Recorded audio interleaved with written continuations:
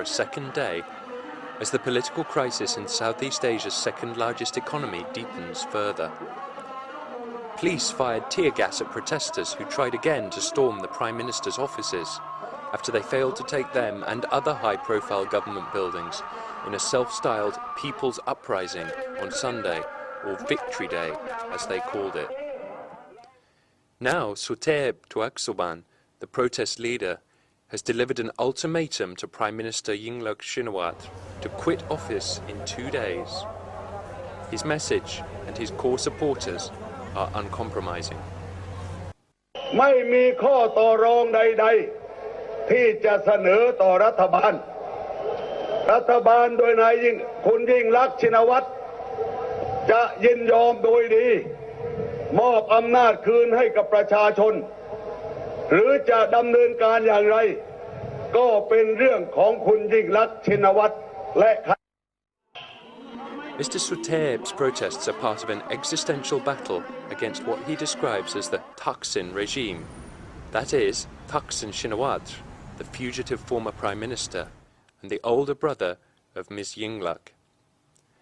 Mr. Thaksin and his allies have dominated politics since 2001, his support base of people in the poor rural north trumping the urban elite and southerners who tend to back the opposition. Here, a protest banner shows Mr. Suthep as a superhero karate chopping Ms. Yingluck. Ms. Yingluck has refused to either step down or hold elections, but her tone on Monday was conciliatory, reflecting government efforts to cool the situation down.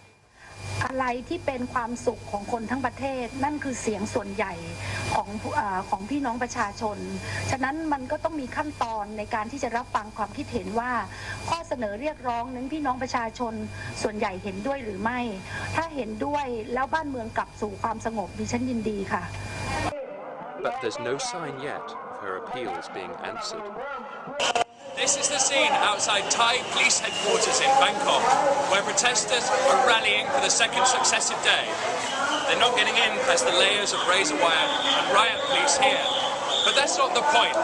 As you'll hear from behind me, the point is to show that they're still here. And to keep the pressure up on Prime Minister Yingluck Shinawatра's administration and give the chance for other forces at play in Thailand's politics to do their work.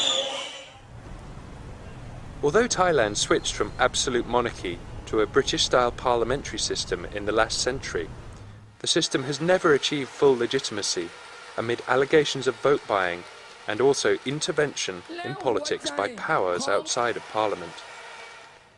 These other forces shaping Thai politics mean there is huge uncertainty about what comes next, even if the protests turn out to lack the overwhelming popular force to topple the government.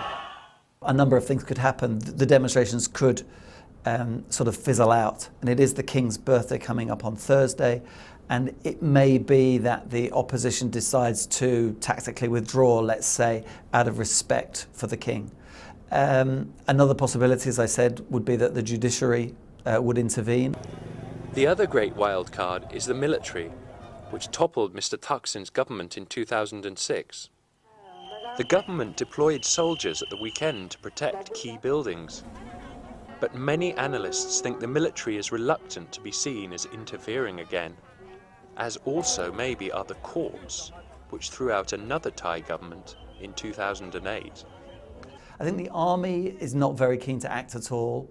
The judiciary, we don't yet know, and they probably could find grounds if they really looked hard enough to annul the current administration.